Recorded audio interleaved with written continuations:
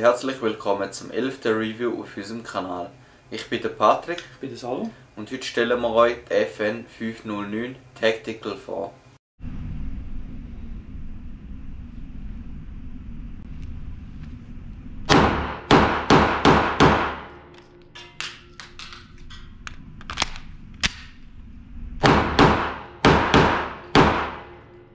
Vorab ein Dankeschön an Schiesszentrum Ostschweiz, das uns ermöglicht hat, diverse Aufnahmen dort zu machen.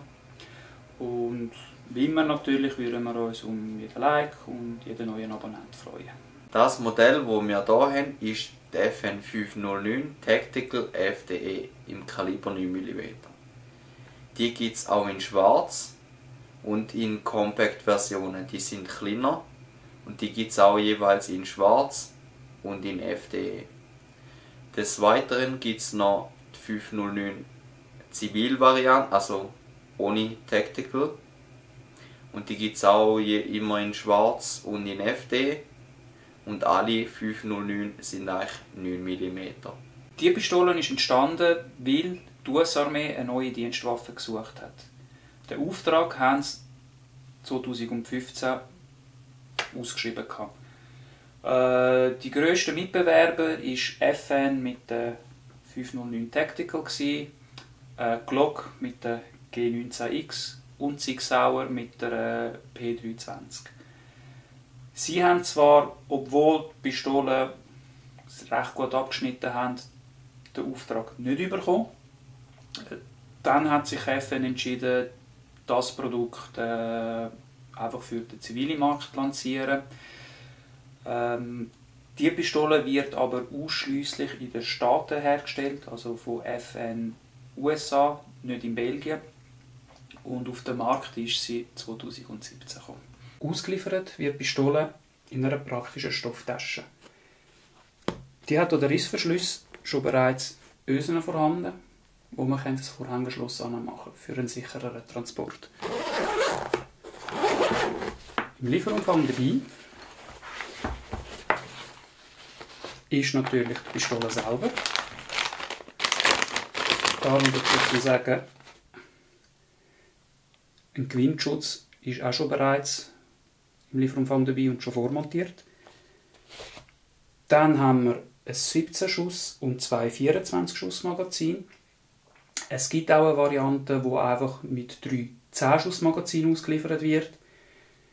Durch die neue Gesetzeslage gehe ich mal davon aus, dass die Pistole sonst nur noch mit einem 17 Schuss Magazin ausgeliefert wird. Das Praktische an dieser Tasche ist, dass man da das Magazin gerade noch drin befestigen kann. Da mit Klett hat es einen Bereich, wo man jetzt zum Beispiel den Kaufvertrag rein tun kann. Kopie vom WES. Auf der anderen Seite hat es ein zusätzliches Fach, wo das Zubehör drin ist. Da im Lieferumfang dabei haben wir einerseits eine zusätzliche Rückplatte für das Griffstück, ein Schloss mit Schlüssel, dann haben wir noch einen Vinylkleber, den man jetzt wahrscheinlich da gerade nicht sieht, wegen weiss ist, Registrationskarte, Bedienungsanleitung, dann haben wir noch eine zusätzliche Rückschlagsfeder dabei, zudem diverse Platten und Schrauben inklusive Schlüssel, die man dazu braucht fürs Montieren von einem Punktvisier. Zusätzlich noch eine kleine Referenzkarte, die einem sagt, welche von diesen Platten man braucht, für, je nachdem, was man für ein Punktvisier besitzt. Und das ist der Lieferumfang der Pistole. Die Pistole ist ein Striker-Fired Pistol mit einem Single-Action-Abzug, wo theoretisch aber ein Double-Action-Abzug ist. Das heisst, die letzten paar Prozent vom Laden werden mit dem Betätigen vom Abzug gemacht. Der Schlitten besteht komplett aus Stahl. Der Frame besteht aus Kunststoff. Beim Schlitten ist es besonders, dass hier oben eine Red Dot Montage hat. Beim Lauf vorne dran hat es einen Schalldämpfer gewinnt zum Montieren von einem Schalldämpfer. Die Waffe ist komplett auf beide Seiten bedienbar, also geeignet für Links- und Rechtsschütz und wiegt rund 790 Gramm. Wie der Patrick schon gesagt hat, ist das Griffstück komplett aus Kunststoff. Das aus einem verstärkten Polymerverbund, der extrem robust ist. Das Handgriffstück ist ergonomisch aufgebaut, hat auf der Seite, vorne und hinten raue Texturierungen für eine bessere Handhabung. Zudem kann man den Rücken vom Griffstück den kann man ersetzen. Da werden zwei verschiedene in verschiedenen Grössen mitgeliefert, dass man es halt ein bisschen besser an die eigene Hand anpassen kann. Rein mechanische bedienbare Sicherungen hat die Pistole nicht, aber natürlich Sicherheitssicherungen wie, dass sie nicht schiessen, wenn man sie am Boden fallen lässt und so, die sind vorhanden.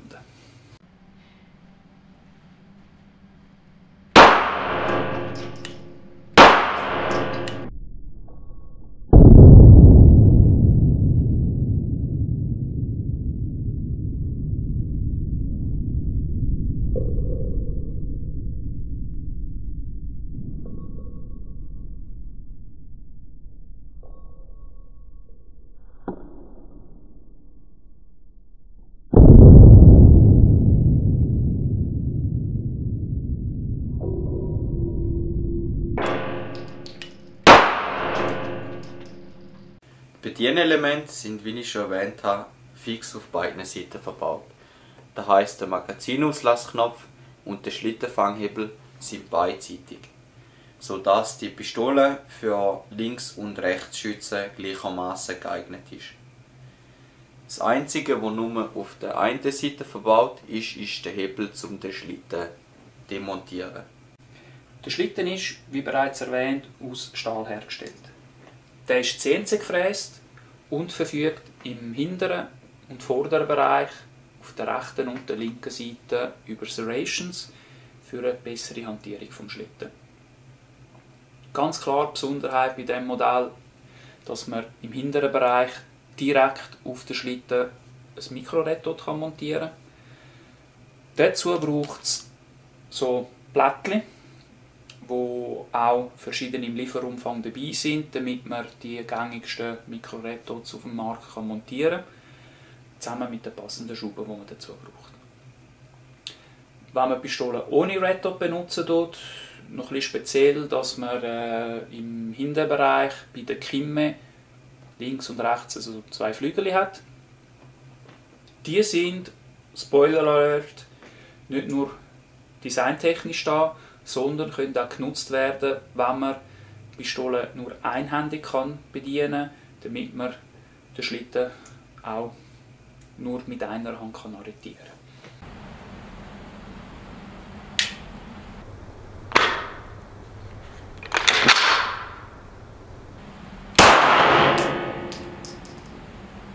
Die FN 509 verfügt über einen Striker-Fired Abzugsmechanismus. Der Abzugsweg bis zum Druckpunkt ist nicht so lang. Der Druckpunkt ist sehr gut erkennbar. Der Reset-Weg ist relativ lang, aber der Reset-Punkt ist dafür auch sehr gut erkennbar. Das Abzugsgewicht ist mit knapp 3,4 Kg auch eher hoch im Gegensatz zu anderen Pistolen, die wir bis jetzt gereviewt haben. Aber es geht eigentlich trotzdem gut zum damit zu schiessen.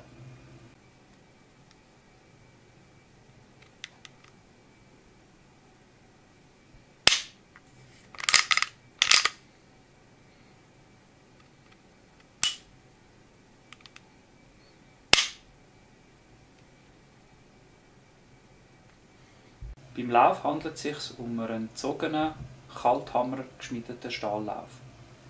Der verfügt vorne dran über ein halb Zoll x 28 Gewinde, was in der Branche der Standard ist. Hier kann man Schalldämpfer oder Mündungsdämpfer montieren. Im Lieferumfang ist ein Gewindschutzdeckel dabei. Das Spezielle bei dem ist, dass der inwendig einen O-Ring drin hat, was ermöglichen tut, dass man den Deckel auch während dem Schiessen drauf lässt, dass der sich vom Rückschuss nicht lösen tut. Die Pistole verfügt auf der rechten Seite beim Ejector. Der dient auch zusätzlich als Loading Indicator, damit man kann sehen kann, ob die Waffe geladen ist oder nicht.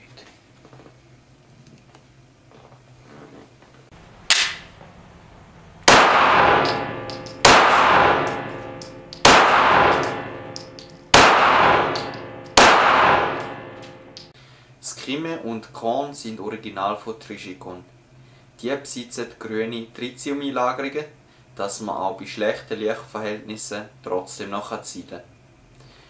Krime und Korn sind eher hoch, sodass man trotzdem zielen kann, wenn man einen Schalldämpfer oder ein Red Dot oder beides montiert hat. Verschieben kann man die beiden nur horizontal. Der Rückstoß fühlt sich eigentlich für eine 9 mm Pistole ganz normal an.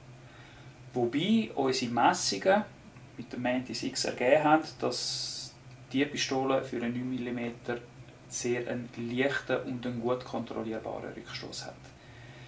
Das hat man auch gemerkt bei unserem Schusstest und bei unserem Schussbild, weil wir mit dieser Pistole eines der besten Schussbilder haben können erzielen, verglichen mit allen anderen Pistolen, die wir bis jetzt getestet haben.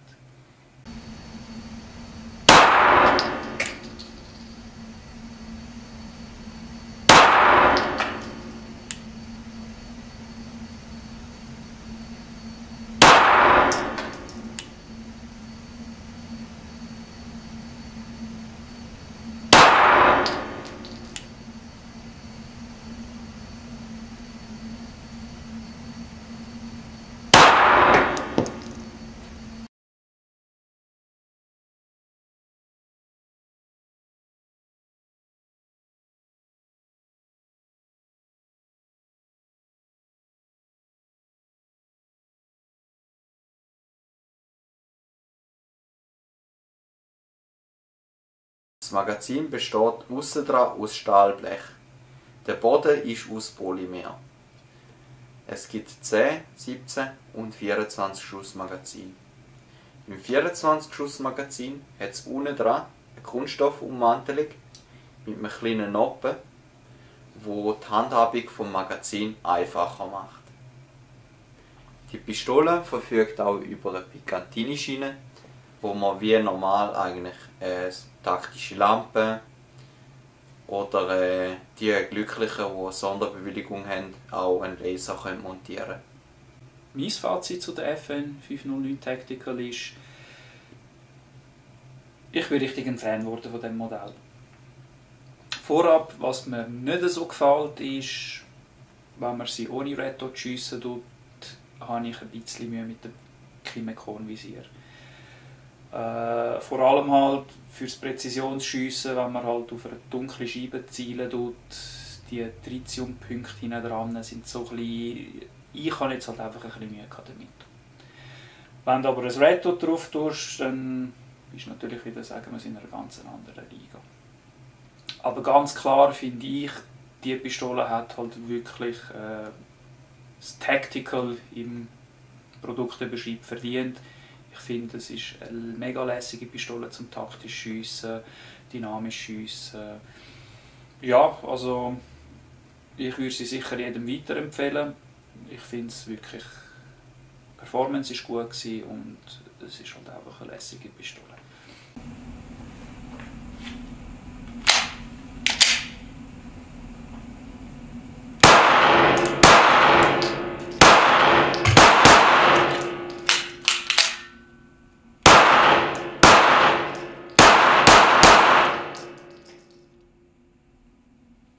Mein Fazit zu der FN 509 ist relativ ähnlich zum Salvo seiner Meinung. Es ist eine mega coole Waffe zum dynamisch schiessen. Der Abzugsweg ist sehr kurz, was auch wieder Vorteil bringt für das dynamisch Schiessen. Der Reset-Weg, haben wir ja gesagt, ist relativ lang. Aber das ist jetzt etwas, was mich nicht gross stört beim dynamisch Schiessen. Aber ist vielleicht ein Punkt, wo man verbessern könnte. Und auch das Visier finde ich nicht so gut. Da hätte es beim Kimme eventuell auch weisse Umrandungen sollen machen beim Trichicon-Punkt, dass man es auch ein bisschen besser sieht. Aber sonst wirklich coole Waffe zum Schiessen, zum dynamisch Schiessen. Präzise ist sie auch, wie wir herausgefunden haben. Also ich würde sie auch eigentlich jedem weiterempfehlen.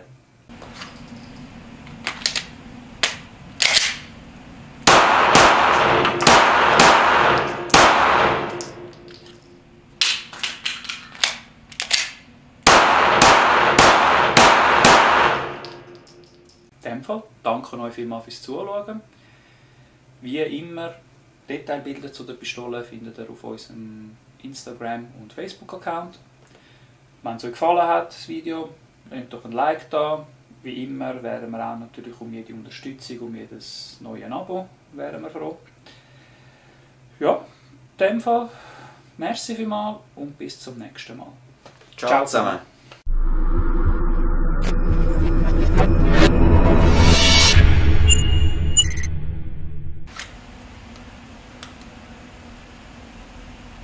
Warte. Das ist schon gut. Ich kann Mose schneiden.